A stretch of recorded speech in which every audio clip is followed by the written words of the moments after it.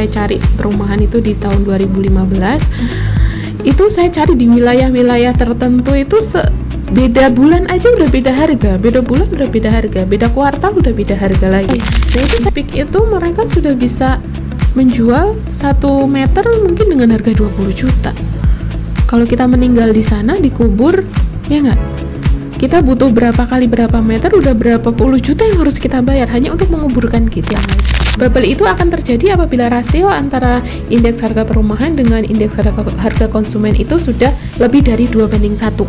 Nah itu berarti kita udah bubble. Tapi kalau di ASEAN 5 saya lihat referensi-referensi yang ada belum banyak yang meneliti terkait dengan potensi housing bubble yang bisa berujung pada terjadinya krisis. Nah ini kalau saya pengennya sebelum terjadi krisis itu sudah dianalisis terlebih dahulu, kemudian diramal dulu.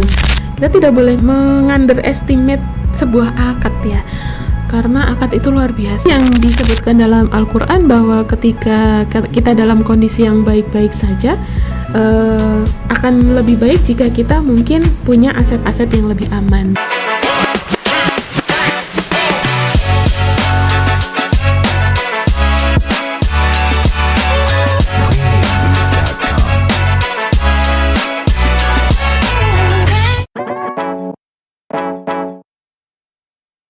Assalamualaikum warahmatullahi wabarakatuh. Waalaikumsalam warahmatullahi wabarakatuh. Salam sejahtera untuk kita semua. Jumpa lagi sahabat podcast Feby TV di edisi Feby Talks kali ini bersama saya Yaya. Kita akan membahas mengenai gejolak harga perumahan ya, yang itu berhubungan langsung dengan disertasi salah satu dosen Fakultas Ekonomi dan Bisnis Islam UIN Raden Masih Surakarta, yaitu Ibu Suryati. Alhamdulillah beliau udah dokter ya Ibu. Alhamdulillah. Nah pada momen kali ini kita bedah disertasinya dengan gejolak perumahan tadi. Langsung kita bedah dari aspek sisi keuangannya seperti apa, dan juga ini pada konteksnya itu ASEAN 5 ya. Langsung saja dengan narasumber kita, Ibu Suryati. Assalamualaikum Ibu. Waalaikumsalam warahmatullahi Ibu Dr. Suryati, SPD Magister Akuntansi ya Bu?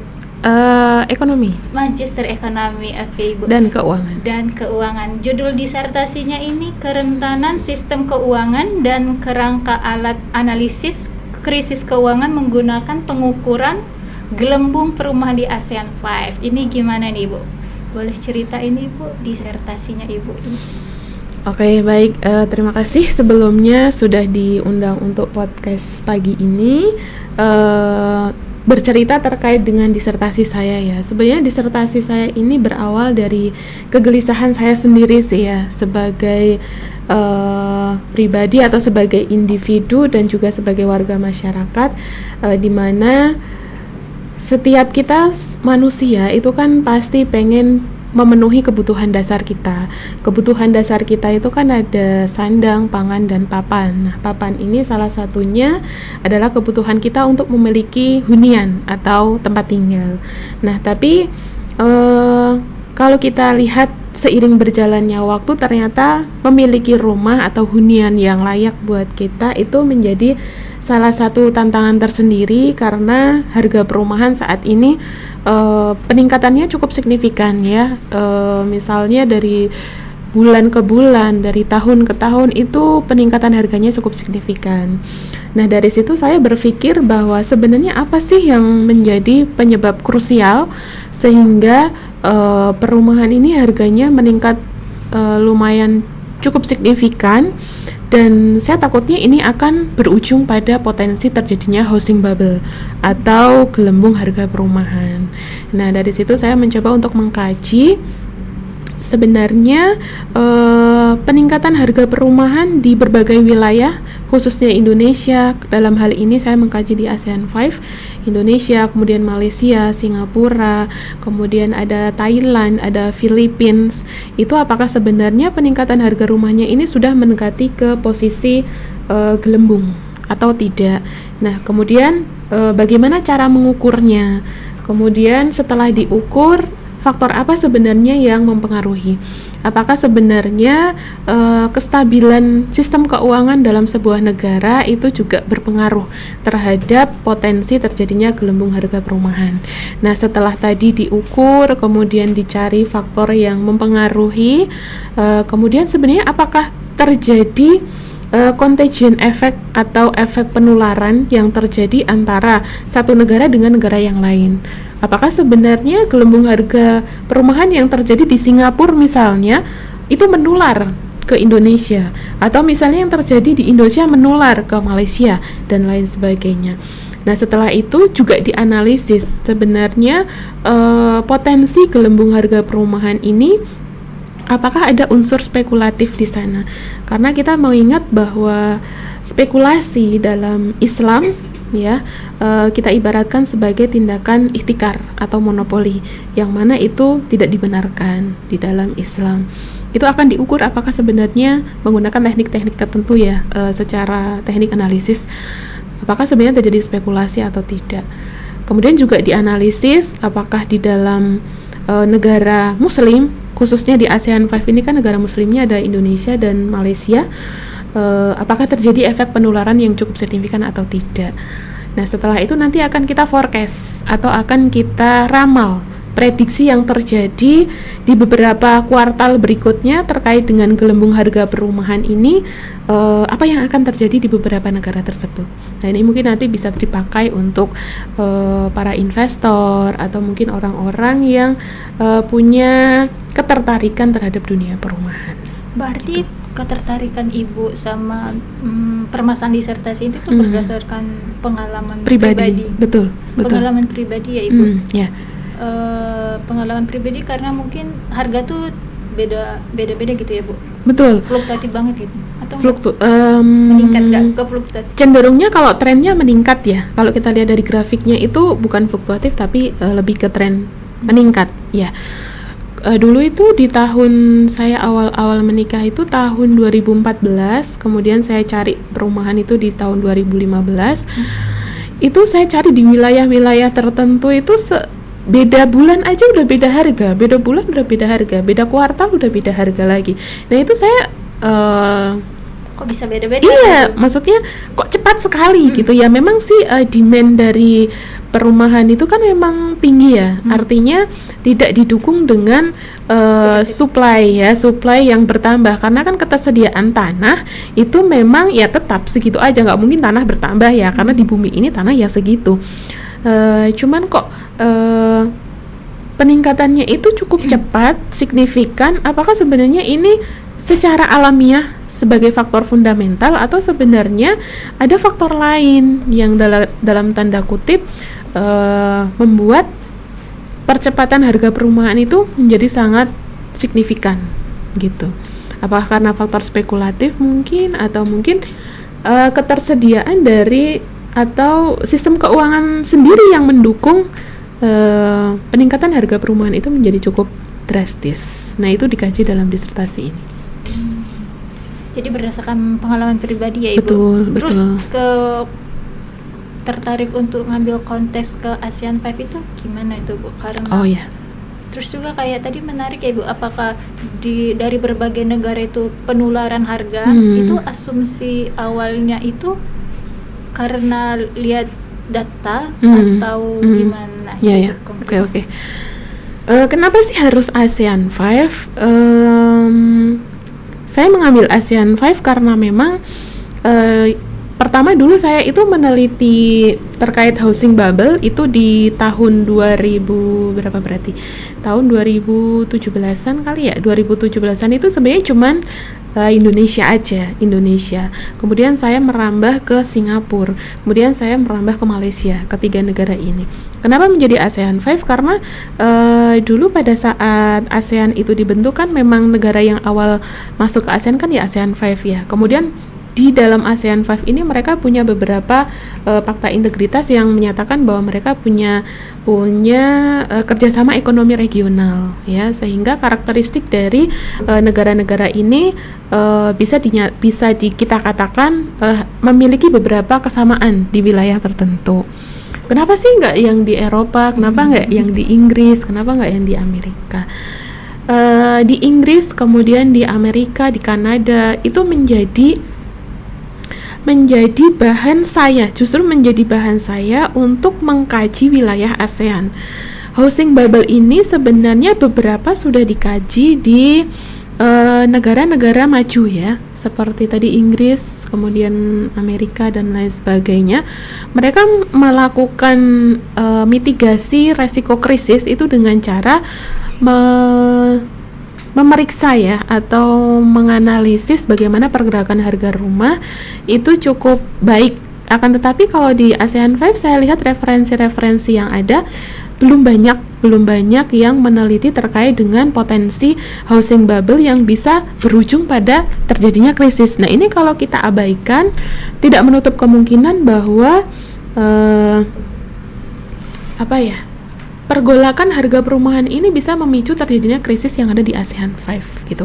Sehingga ini menjadi urgent untuk segera diteliti di ASEAN 5 karena memang belum ada banyak kajian yang melakukannya. Adapun misalnya yang meneliti itu hanya meneliti sebatas pada pergerakan harga rumah, kemudian faktor apa yang mempengaruhi, tapi mereka tidak menilai apakah pergerakannya ini sudah sampai di titik bubble atau belum gitu. Kemudian bagaimana mengkaji ini dari sisi syariah, kemudian bagaimana melakukan forecasting, itu mereka belum melakukan itu. Sehingga saya mencoba untuk memberikan sumbangsih kepada ASEAN 5, khususnya Indonesia karena saat ini saya berada di Indonesia, untuk mencoba untuk membuat kerangka analisis krisis yang komprehensif. Sebelumnya itu kan krisis mereka melakukan bukan pencegahan. Mereka itu berbondong-bondong untuk meneliti setelah terjadi krisis. Nah, saya pengennya sebelum terjadi krisis itu sudah dianalisis terlebih dahulu, kemudian diramal dulu dan lain sebagainya. Makanya kita ukur housing bubble-nya, kerentanan sistem keuangannya bagaimana, kemudian kita analisis penyebabnya apa, apakah akan menular atau tidak, kemudian kita forecast. Itu adalah sebuah kerangka analisis krisis yang menurut saya cukup komprehensif gitu. Sudah meramal itu ya, Bu?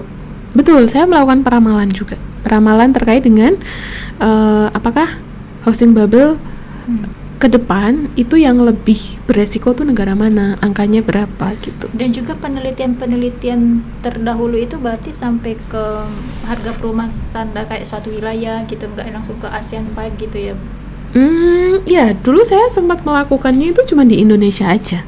Di Indonesia, kemudian bisa kita melakukan analisis housing bubble atau melakukan rasio itu cuman di wilayah Jabodetabek aja bisa, karena datanya ada indeks harga perumahan, indeks harga properti residensial ya, kemudian kita rasiokan dengan indeks harga konsumen, itu ada datanya untuk 16 wilayah kota besar kalau nggak salah, 16 sampai 18 lah kalau nggak salah, itu ada datanya di Bank Indonesia.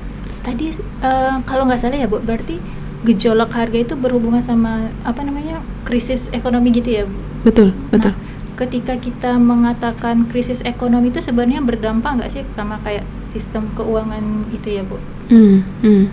Sistem keuangannya itu seperti apa kalau misalnya potensinya takutnya ketika bubble harga perumahan itu terjadi itu? Ya, mungkin saya berikan ilustrasi terlebih dahulu ya. Kenapa sih gelembung harga perumahan ini bisa potensi terjadi? Nah, sebenarnya saya akan mengkaitkan antara kerentanan sistem keuangan dengan housing bubble. Housing bubble ini sebagai alarm dalam tanda kutip. Walaupun sebenarnya krisis itu tidak selalu dialarm dengan bubble harga aset ya, salah satunya properti. Harga aset itu mesti bisa properti, bisa sekuritas gitu. Tidak selalu seperti itu. Bisa aja dialarm dengan adanya penurunan ini beda ya? Ya, emas kemarin juga sempat mengalami ya. Alarm juga ya? Iya, alarm juga bisa jadi. Tapi itu sebagai dampak sih sebenarnya ya. pemicu awalnya kan sebenarnya bukan emasnya itu ya, pemicu awalnya.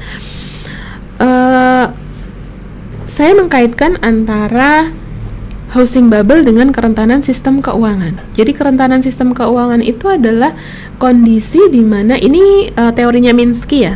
Minsky itu mengatakan bahwa seorang pelaku ekonomi itu mereka biasanya mengalami situasi-situasi di mana pada saat kondisi ekonomi sedang membaik, sedang baik-baik saja, itu mereka terlalu optimis. Nah, mereka terlalu optimis dengan cara apa? Dengan cara utang yang banyak. Nah, dengan cara bermain spekulasi, dari utang tersebut dipakai untuk spekulasi dan lain sebagainya. Tetapi dikala situasi ekonomi sedang memburuk, mereka itu sangat pesimis ya, dengan aset-aset yang mereka hasilkan dari proses utang tadi, karena mereka dengan sistem keuangan yang rentan itu bisa berhadapan dengan situasi sampai ke Ponzi. Ya, jadi ada situasi hedge, ada situasi Ponzi, spekulatif Ponzi. Posisi hedge itu mereka masih aman ya, dalam kondisi yang ekonominya sedang baik-baik saja, mereka bisa menimbun atau mereka bisa melakukan utang jangka panjang. Tetapi dalam situasi tertentu, utang jangka panjangnya itu mereka biasanya dipakai untuk membeli aset-aset yang menurut mereka bisa harganya naik di masa yang akan datang. Artinya mereka melakukan tindakan spekulatif. Otomatis kalau misalnya nih barang itu dibeli dengan cara utang jangka panjang, ya, utang jangka panjang. Kemudian barang itu akan dijual kembali. Misalnya kita beli rumah itu awalnya harganya 100 juta. Gak mungkin ya, kayaknya rumah sekarang harganya gak mungkin segitu ya. Kayaknya gak lagi deh, Bu. Ya mungkin harganya 200 lah. Kita anggap misalnya rumah perumahan subsidi ya, masih ada kayaknya yang harganya 200. Harganya 200, kemudian kita menggunakan skema utang jangka panjang, bisa 10 tahun, 15 tahun, atau mungkin 5 tahun. Musyarok. Ini masih akadnya utang ya, pakai konvensional dulu. Beda nanti kita kaji pakai konsep syariah. Dengan harga 200 juta. Kemudian kalau mereka menggunakan prinsip spekulatif, artinya membeli rumah ini dari pembiayaan utang untuk ditafsir akan naik di masa yang akan datang, otomatis mereka kan akan jual kembali nih rumah ini, akan jual ke orang lain pasti dengan harga di atas biaya bunga, ya enggak? Kalau 200 juta misalnya dikasih bunganya kalau utang jangka panjang kan tinggi ya, berarti bisa sampai misalnya 300? Iya, 100 juta bunganya, sehingga harganya jadi 300 juta, atau bisa lebih, kayaknya lebih deh, 150 misalnya, jadi 350 juta. Otomatis kalau dia akan menjual kembali, gak mungkin kan dia jual dengan harga 250 juta, karena mereka masih punya biaya utang sebesar bunga utang itu sebesar 100 sampai 150 juta. Mereka akan jual kembali dengan harga 400 juta. Kalau itu terjadi dalam jangka panjang dan meluas, bukan sesuatu hal yang mustahil jika harga rumah itu melonjak sangat tinggi dan gak manusiawi. Iya, bisa bayangin itu di daerah Jakarta itu di PIK kalau nggak salah ya. Di PIK itu mereka sudah bisa menjual 1 meter mungkin dengan harga 20 juta. Kalau kita meninggal di sana, dikubur, ya nggak? Kita butuh berapa meter, udah berapa puluh juta yang harus kita bayar hanya untuk menguburkan kita. Nah itu. Nah dari situ sehingga saya mencoba untuk mengkaji sistem kerentanan sistem keuangan ini dari beberapa aspek ya. Dari teorinya Minsky itu ada namanya Financial Instability Hypothesis yang dikembangkan kemudian oleh Bianco dan dipakai oleh Bank of Canada untuk meneliti kerentanan sistem keuangan menggunakan CSI ya, atau FSI atau Financial Stress Index, di mana mengukur kerentanan sistem keuangan itu dari beberapa sektor kinerja keuangan, misalnya dari sektor kinerja perbankan, dari kinerja pasar falas, dari kinerja pasar saham, kinerja obligasi, kemudian juga dari kinerja sektor moneter. Nah, itu dikaitkan nanti dari beberapa kinerja sistem keuangan itu, apakah sebenarnya dia menjadi faktor pendorong terjadinya housing bubble. Tapi kalau dengar tadi penjelasan dari Ibu ya, berarti metode pembelian rumah secara ngutang dalam tanda kutip, itu berarti berpotensi salah satu indikator harga itu naik-naik terus ya, Bu? Betul. Berarti harus dirubah gitu ya cara pembelian rumah atau gimana menurut hasilnya Ibu gitu? Kalau dari hasil analisis dari yang saya lakukan menggunakan teknik analisis PARDL ya, panel distribution auto regressive lag, memberikan hasil bahwa betul ternyata dari 5 sektor kerentanan sistem keuangan atau kinerja keuangan itu menyatakan bahwa interest rate spread, kemudian pasar saham, kemudian pasar obligasi ini kan utang jangka panjang ya, itu berpengaruh signifikan terhadap kenaikan harga perumahan atau potensi housing bubble. Nah, itu menyatakan, memberikan arti bahwa sistem bunga atau interest rate spread itu saya menyelisihkan antara suku bunga pinjaman dan suku bunga tabungan. Nah ya, itu sebagai bentuk harga dari pada saat kita akan melakukan analisis. Itu menyatakan bahwa utang jangka panjang, kemudian suku bunga, kemudian apa lagi tadi? Pasar saham itu berpengaruh signifikan terhadap potensi terjadinya housing bubble. Nah, makanya kalau dalam Islam kan memang sebenarnya tidak dianjurkan untuk melakukan pinjaman yang menggunakan bunga. Oh, ini yang hubungannya. Hubungannya di situ. Atau kita anggap itu sebagai, kalau bahasa Inggrisnya debt. Kalau di Islam kita katakan sebagai qard ya, atau utang. Kita tahu bahwa dalam ekonomi Islam qard adalah pinjaman yang pada saat pengembaliannya itu tidak menggunakan tambahan pengembalian atau tambahan uang lah gitu, dan itu kita anggap sebagai sistem riba. Nah, bagaimana supaya cara-cara itu menjadi syariah? Kenapa sih sebenarnya kok nggak boleh sih utang itu ada tambahan gitu? Kalau kita menggunakan akad utang, memang tidak boleh ada tambahan pengembalian. Karena apa? Di dalam akad tersebut tidak ada bunyi bahwa pinjaman itu apakah nanti akan digunakan atau ada transaksi sektorial atau tidak. Beda dengan kalau kita menggunakan akad-akad yang berbasis underlying asset atau melakukan financing atau pembiayaan berdasarkan ada underlying asset, itu ada aset yang digunakan sebagai pokok untuk kegiatan investasi. Misalnya ada mudharabah, ada murabahah, kemudian ada ijarah. Nah, akan jauh lebih baik atau akan jauh lebih islami ya, secara konsep Islam, kalau kita melakukan pembiayaan rumah itu menggunakan konsep mudharabah atau murabahah atau ijarah, yang mana di dalam pembiayaan, di dalam pembiayaan itu ada barang yang sedang kita transaksikan. Nah, dari setiap pemindahan modal yang diberikan ada penambahan komoditas yang sedang diperjualbelikan. Itu artinya atau sedang dikelola. Kalau kita pakai mudharabah berarti ada komoditas yang sedang kita kelola. Tapi kalau kita pakai murabahah berarti ada komoditas yang sedang kita perjualbelikan. Kalau kita pakai ijarah berarti ada komoditas yang sedang kita sewakan. Artinya seiring dengan pemindahan modal ini ada penambahan komoditas yang sedang ditransaksikan, dan itu berpengaruh terhadap PDB atau berpengaruh terhadap produk domestik bruto, penambahan.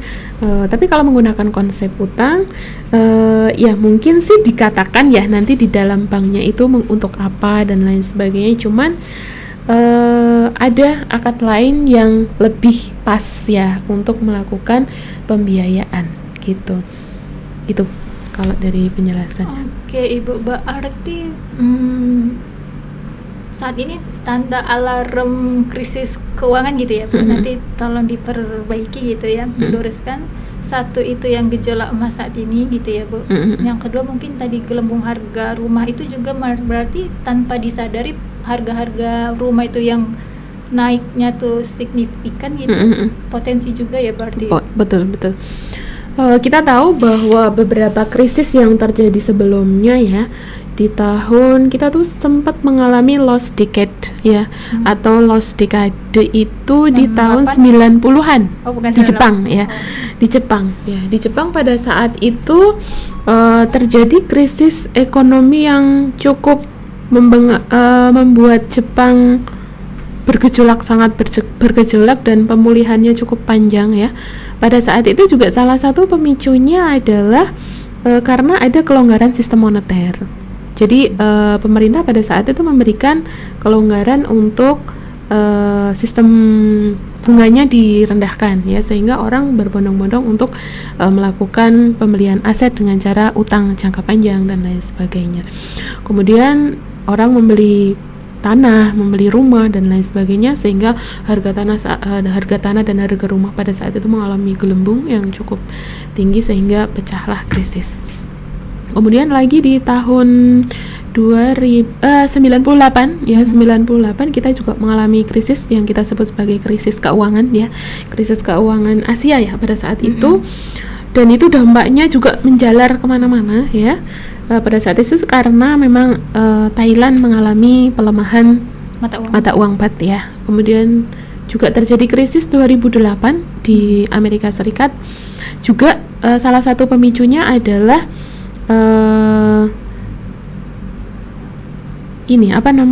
penciptaan sekuritas yang dipakai untuk pembelian rumah yang ya pada saat itu mengalami, kalau kita nilai sebagai kredit yang tidak layak gitu, sehingga mengalami krisis. Dan kita juga terdampak pada saat itu. Saya cukup merasakan dulu pada saat itu, saya masih kuliah S1 ya, cukup merasakan dampaknya.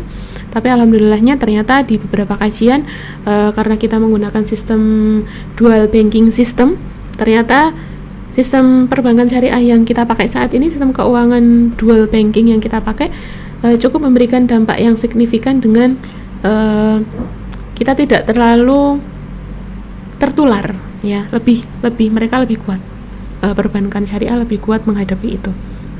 Kemudian terjadi lagi di tahun 2013 kita juga sempat mengalami krisis keuangan.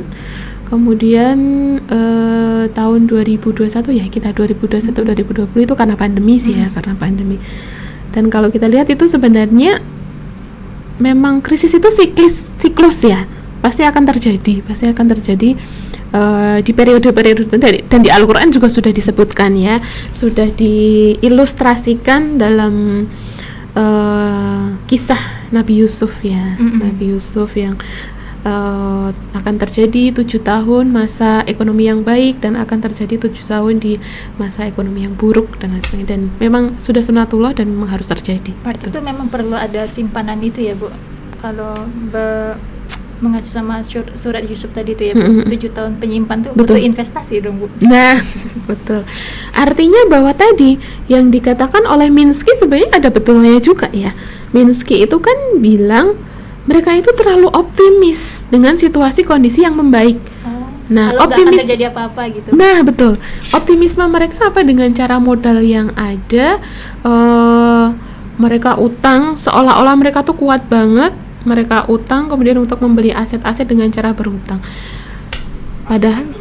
Padahal ya tadi yang disebutkan dalam Al-Quran bahwa ketika kita dalam kondisi yang baik-baik saja, akan lebih baik jika kita mungkin punya aset-aset yang lebih aman ya, atau tidak terlalu melakukan ekspansi aset, ya.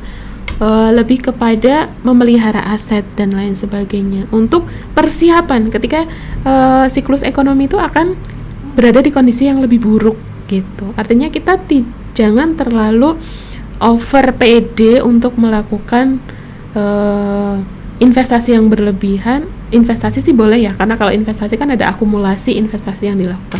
Tapi yang kita takutkan adalah spekulasi sebenarnya, ya.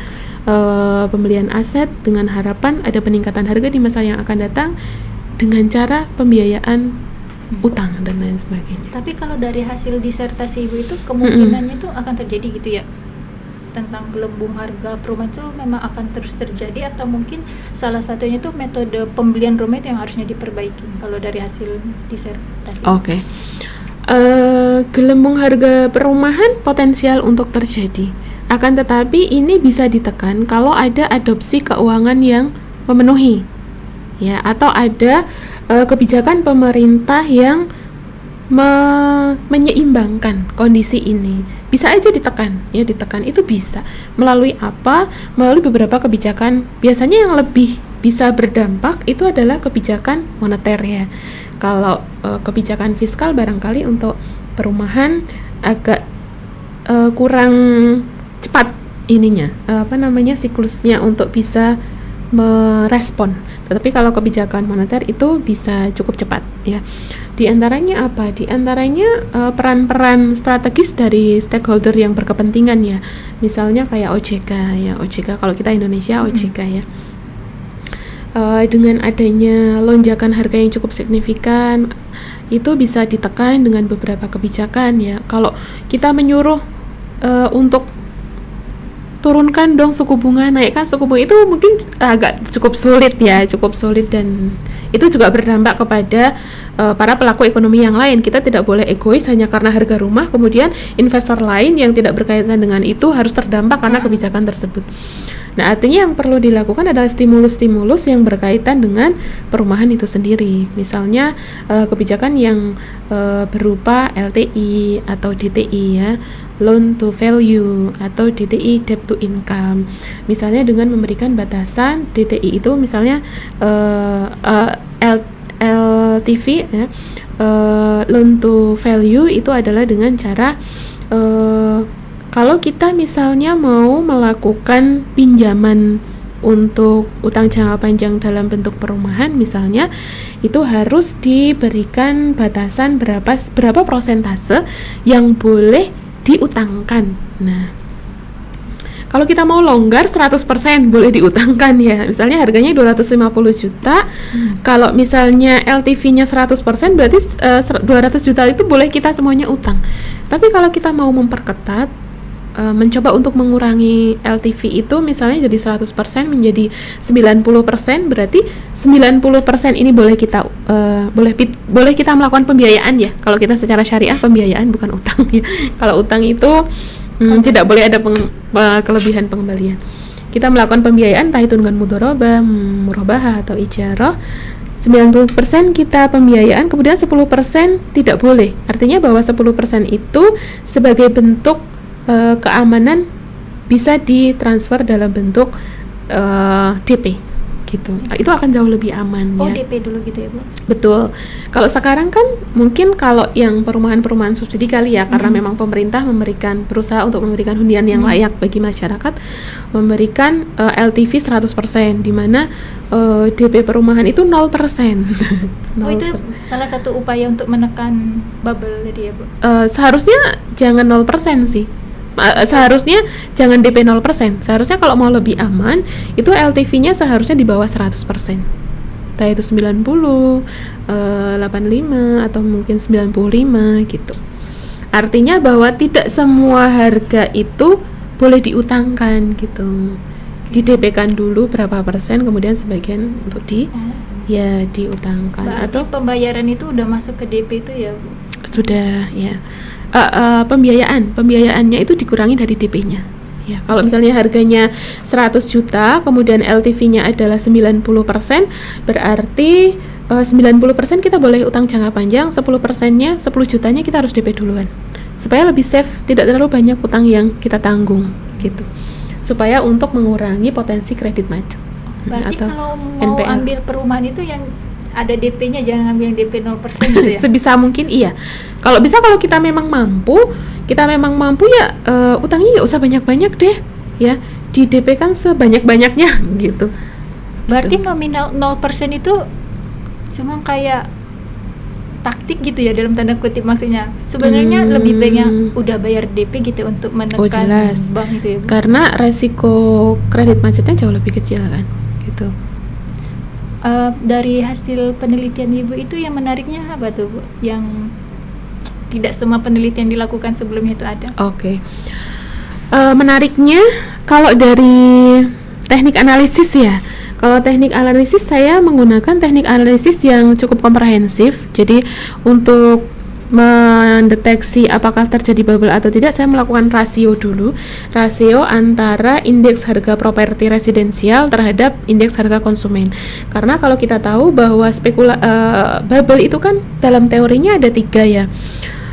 Spekulatif bubble atau rasional spekulatif bubble, intrinsic bubble atau arbitrase. Spekulatif bubble itu terjadi karena kenaikan harga rumah itu tidak diiringi dengan faktor fundamental. Faktor fundamental itu ya misalnya dividen. Kalau dividen dari rumah berarti mungkin sewa rumahnya dan lain sebagainya.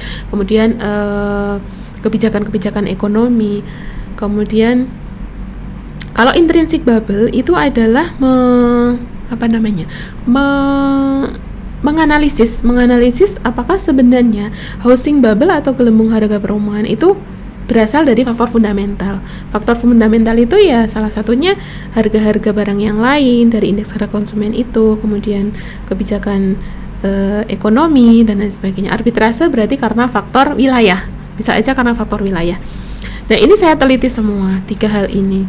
Biasanya seseorang itu hanya mengkaji dari satu hal, spekulatif bubble-nya aja. Itu hanya untuk mengukur satu apakah terjadi bubble atau tidak gitu ya. Untuk yang spekulatif bubble, saya mencoba untuk mengukurnya menggunakan analisis PARDL jangka pendek. Kemudian untuk yang intrinsic bubble-nya saya ukur dengan menggunakan PARDL jangka panjang.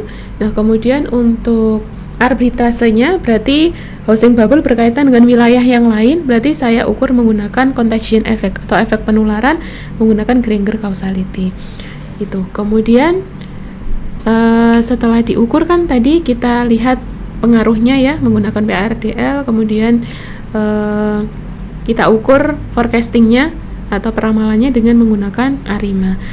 Nah, spektakulernya adalah dari hasil penelitian ini menunjukkan bahwa yang pertama memang tidak terjadi bubble ya, tidak terjadi bubble untuk ASEAN 5. Alhamdulillah, ini adalah hasil yang patut kita syukuri. Kita tidak mengalami bubble sektor harga perumahan. Dilihat dari rasio antara harga perumahan dengan indeks harga konsumen. Artinya bahwa kenaikan harga perumahan itu masih diimbangi dengan kenaikan harga barang di sektor yang lain atau komoditas yang lain. Bubble itu akan terjadi apabila rasio antara indeks harga perumahan dengan indeks harga konsumen itu sudah lebih dari 2:1. Nah, itu berarti kita udah bubble tuh. Kenaikannya udah melebihi jauh 2 kali lipat dari komoditas-komoditas pada umumnya. Nah, kemudian akan tetapi negara yang memiliki rasio housing bubble tertinggi itu adalah Malaysia. Nah, adalah Malaysia. Mereka pertama Malaysia, kedua Singapura, kemudian ketiga Indonesia, keempat Thailand, kelima Philippines. Nah, dari hasil tersebut ternyata kerentanan sistem keuangan yang terjadi di ASEAN 5 itu berkontribusi terhadap potensi gelembung harga perumahan. Di antaranya dari apa? Dari sistem suku bunga. Nah, suku bunga ini ketika suku bunga itu rendah, direspon seseorang untuk wah, kalau saya mengambil utang berarti tidak cukup membebankan untuk kita gitu. Kemudian sektor mana lagi yang signifikan mempengaruhi adalah di sektor saham, pasar saham. Kemudian yang ketiga adalah di sektor obligasi. Sebenarnya ini masih saling berhubungan ya, karena pasar saham itu juga salah satu sekuritas yang biasanya cukup berpotensi untuk menyebabkan bubble ekonomi di aset-aset yang lain ya gitu. Nah kemudian spektakulernya lagi ternyata dari hasil analisis PARDL jangka pendek itu berarti menganalisa apakah sebenarnya harga perumahan saat ini dipengaruhi oleh harga perumahan sebelumnya dengan ekspektasi orang membeli akan terjadi kenaikan harga. Itu namanya spekulatif. Itu dianalisis menggunakan co-integration bond test. Itu menunjukkan bahwa ternyata lag di periode sebelumnya itu mempengaruhi terjadinya peningkatan atau penurunan di harga setelahnya. Nah, itu boleh terbukti bahwa memang gelembung harga perumahan ini juga dipicu oleh seseorang yang melakukan tindakan spekulatif ya. Misalnya membeli rumah dengan diborong kemudian akan dijual dengan harga yang lebih tinggi dengan sistem ngutang dan lain sebagainya. Kemudian bagaimana untuk negara-negara muslim ya, negara muslim. Kalau untuk penyebarannya, penularannya ini adalah yang spektakuler, ini fasenya hampir sama dengan fase pada saat kita krisis 98. Krisis 98 itu yang menyebarkan krisis kan Thailand ya ke Asia ya. Ini tuh juga sama ternyata. Dari hasil analisis Granger causality menunjukkan, ini kalau ada gambarnya sebenarnya cukup menarik untuk digambarkan ya. Saya ada gambarnya tapi jadi dari gambar yang dari hasil output Granger causality itu menunjukkan bahwa gelembung perumahan yang ada di Thailand itu menyebar atau menular ke Singapura, menular ke Filipina, menular ke Malaysia. Nah, dari Singapura menular ke Indonesia, dari Indonesia menular ke Thailand, balik lagi ke Thailand. Nah, ini Thailand menyebarkan ke 3 negara, ke Singapura, ke Filipina, dan ke Thailand ya. Saya takutnya situasi-situasi yang ada pada krisis ekonomi 98 itu berulang.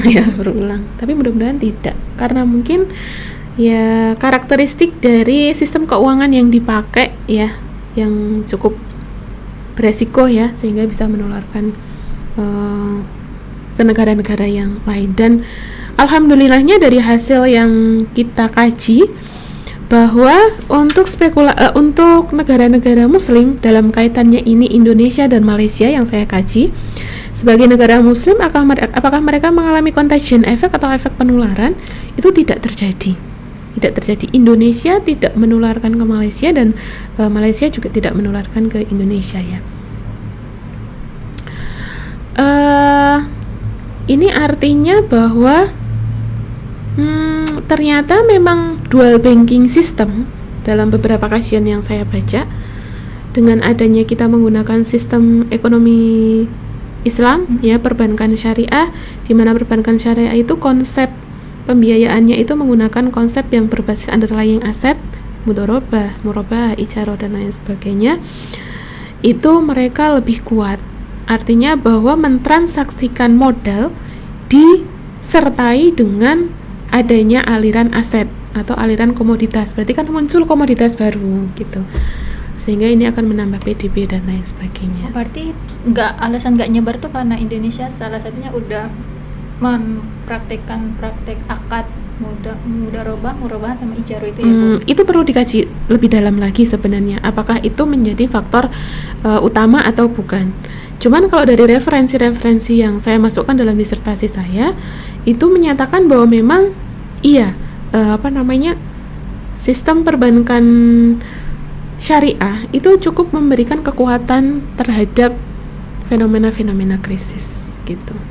Oke Ibu, terima kasih Ibu. Berarti menarik ya Ibu. Berarti kalau misalnya sejauh ini harga rumah tuh berarti nggak ada yang nurun ya Bu, penelitian Ibu ya Bu? Sejauh data yang saya, kalau secara periodik 5 periode tempat waktu yang lebih singkat ya, kayak harga emas sih sebenarnya naik turun ya. Cuman karena data saya adalah data kuartal itu berarti setiap 3 bulan sekali, maka trennya meningkat. Tapi kalau dikaji per tahun, per periode yang lebih singkat, per hari, per minggu, mungkin iya bisa naik turun. Tapi kalau dalam jangka waktu kuartal, trennya tetap meningkat. Tapi kalau banyak fenomena ada perumahan, kan pinggir jalan ada perumahan itu potensi harga perumahan naik juga ya Bu? Oh sangat, iya. Saya aja tinggal di tempat saya itu beli rumah saya yang sekarang misalnya ya, saya beli tahun 2000 berapa ya? 2019 kalau nggak salah ya, 2019 atau 2020 lah, saya lupa.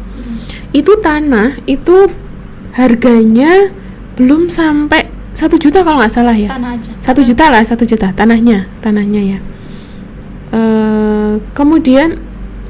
Kemudian sekarang itu harganya sudah 2 juta lebih depan saya.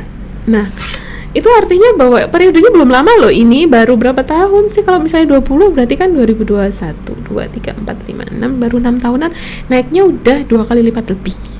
Nah, itu gak jauh-jauh ya di tempat saya.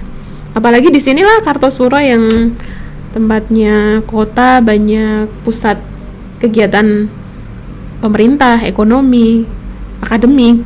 Nah, pasti itu jadi lebih cepat. Berarti alarm untuk saya pribadi ya Bu, nabung beli rumah. Berarti kalau untuk nabung ya Bu.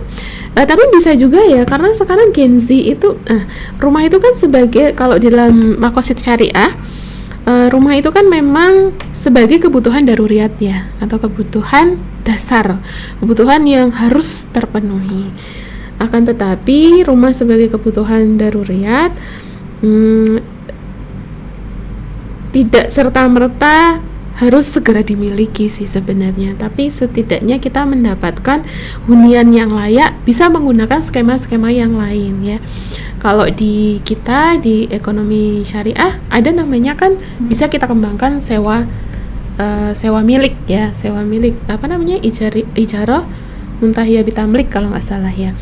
Jadi kita menggunakan akad sewa untuk dalam beberapa periode, kemudian nanti di periode tertentu kita bisa memilikinya.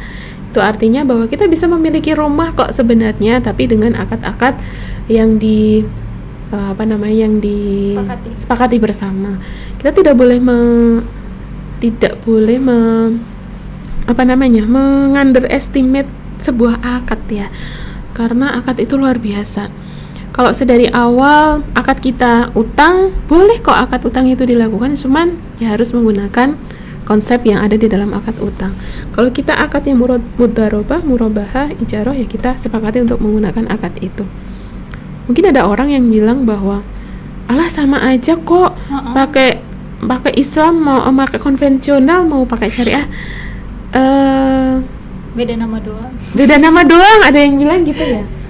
Tapi jangan salah, di dalam konsep syariah, ketika kita mau melakukan kerjasama, ada akad yang kita sepakati ya, menggunakan konsep mudharabah berarti kita pakai konsep bagi hasil, kita pakai murabahah berarti kita pakai konsep margin, menggunakan konsep ijarah berarti kita pakai konsep ujroh ya, misalnya itu pakai akad yang kita sampaikan di awal. Kalau kita ilustrasikan akad ini dalam sebuah ijab qabul pernikahan misalnya, orang itu melakukan akad transaksi, ya, pernikahan, mereka mengucapkan ijab qabul. Kemudian mereka membina hubungan keluarga, melakukan hubungan suami istri. Ketika mereka sudah melakukan akad ijab qabul, sampai langit ke-7 mungkin bergetar ya dalam itunya.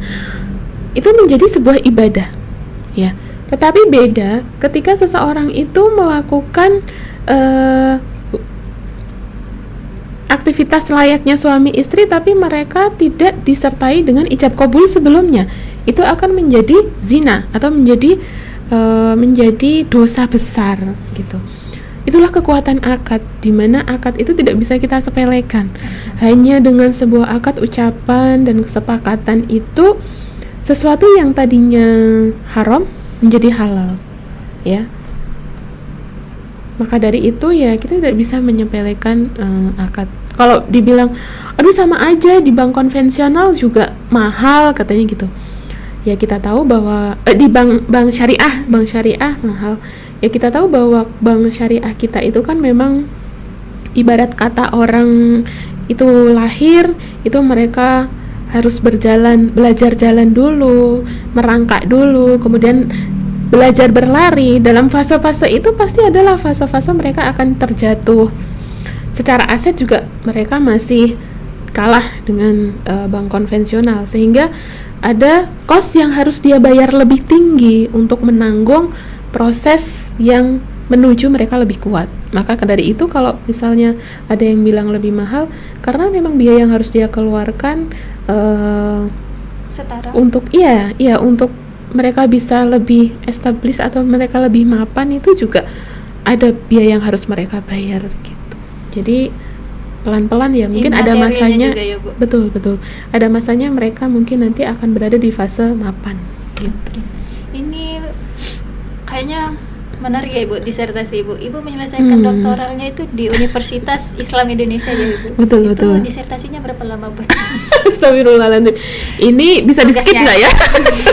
Tugasnya itu kami kan yang sedang betul. laporan akhir gitu. Ya, sebenarnya kalau proses penyusunan disertasi itu bisa tidak lama sih ya. Saya kalau studinya memang saya cukup lama ya. Karena dulu saya terdistrak ya. Terus ada saya pada saat saya belum selesai kuliah, saya kemudian diangkat menjadi PNS dan harus mengalami beberapa fase CPNS yang harus saya lampaui, sehingga waktunya harus mundur. Tetapi kalau disertasinya 1 bulan lah.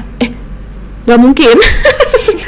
Kalau disertasinya lebih ya, saya menyelesaikannya bisa sampai 2 tahunan kali ya. 2 tahunan. Udah mikir dia S3 enggak? Iya.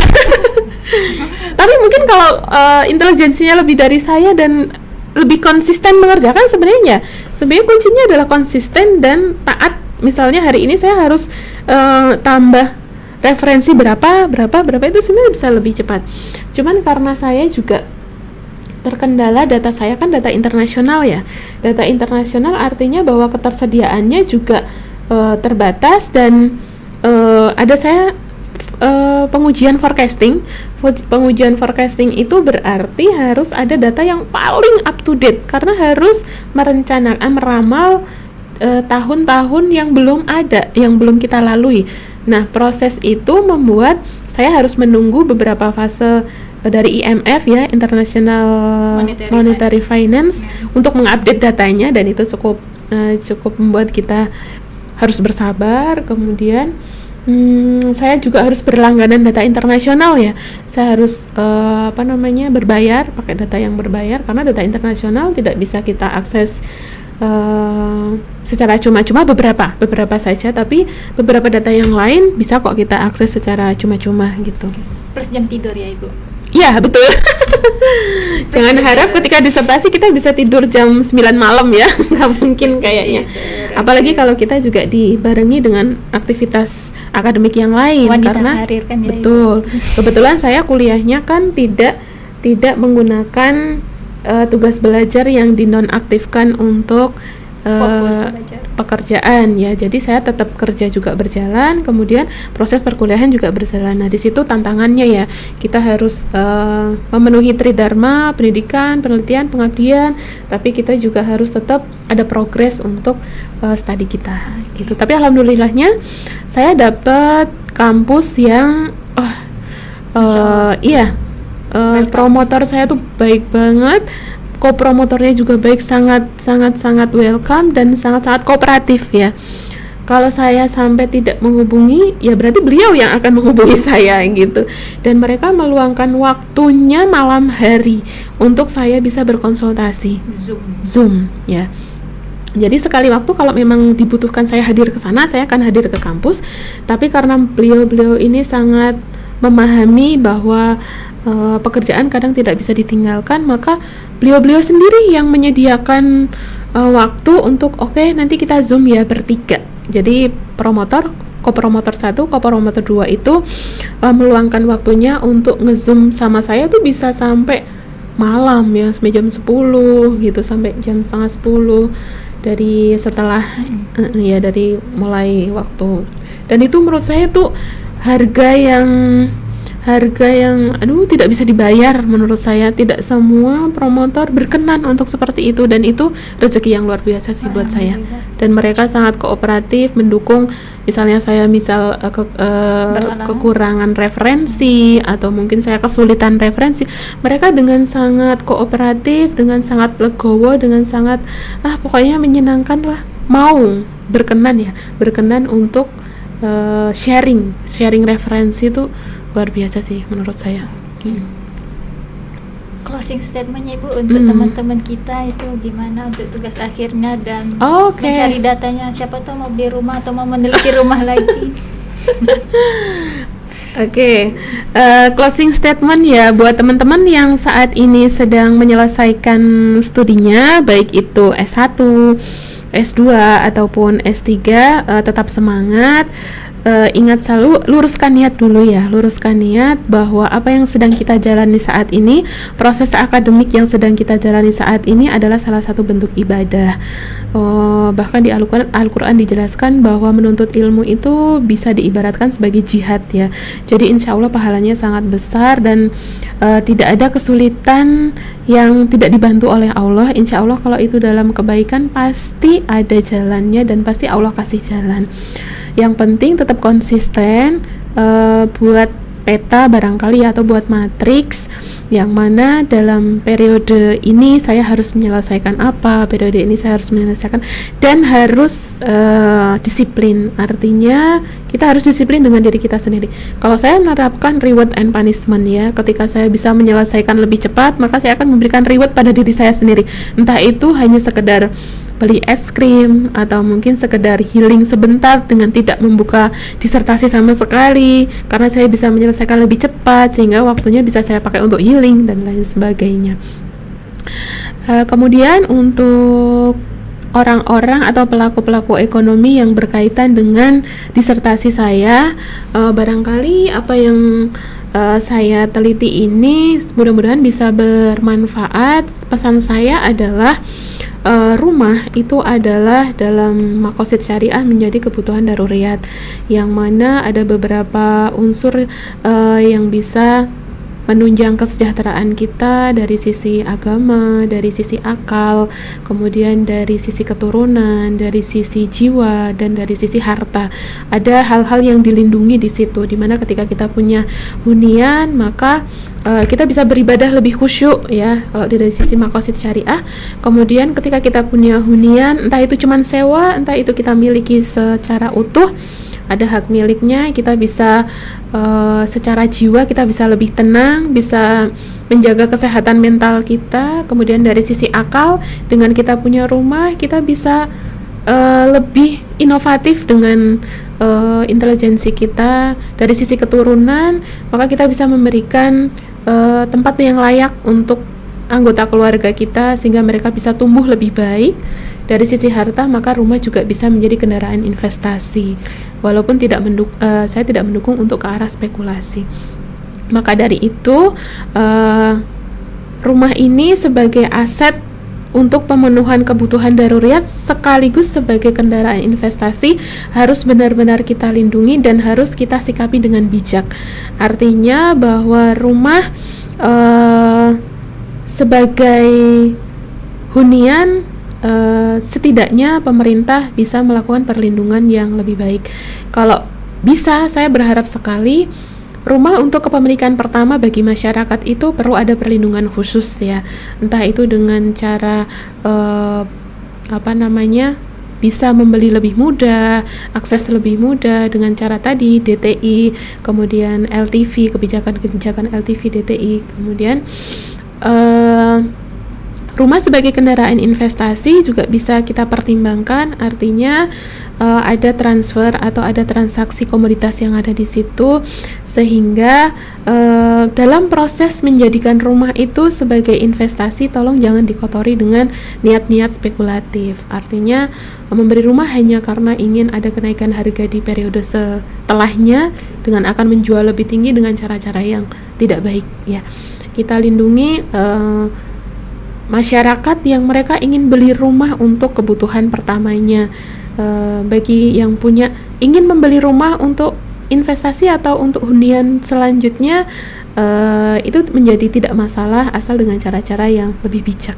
Itu mungkin dari saya, terutama untuk para investor perumahan ya. Mereka juga seharusnya lebih bijak untuk mentransaksikan perumahan gitu. Bu, terima kasih Bu untuk waktunya dan ilmunya yang luar biasa. Sama-sama. Saya baru untuk saya pribadi dan juga untuk teman-teman sekalian, sehat-sehat ya Ibu. Amin Kasih, doanya. Sama-sama. Teman-teman sekalian, tadi sudah kita dengar langsung ya ilmu dari Ibu Suryati mengenai penelitian tentang gelembung harga perumahan ya. Jadi bagaimana upaya kita, salah satunya udah mulai aware gitu ya Bu, menabung untuk pembelian rumah sebagai bagian dari maqasid syariah kita, dan juga untuk pelaku investornya lebih bijak dalam berinvestasi, menentukan dalam hal perumahan tentunya, dan juga dari untuk teman-teman sekalian yang sedang mengerjakan tugas akhirnya, tetap semangat, tetap jaga jam tidurnya, dan juga dibagi ya Betul. reward dan punishmentnya. Jangan kebanyakan reward lah kayak gitu. Kok kebanyakan reward gitu ya. Kayak tetap dijaga teman-teman sekalian, tetap semangat, tugas akhirnya udah menunggu. Tetap saksikan di pembahasan menarik lainnya di edisi Febile Talks lainnya, terutama di bulan Ramadan ini. Jadi kita akan ada ngabuburit finance seputar keuangan. Hari ini kita uangnya itu udah perumahan nih teman-teman. Saksikan di materi selanjutnya. Wassalamualaikum warahmatullahi wabarakatuh. Waalaikumsalam warahmatullahi wabarakatuh. Terima kasih.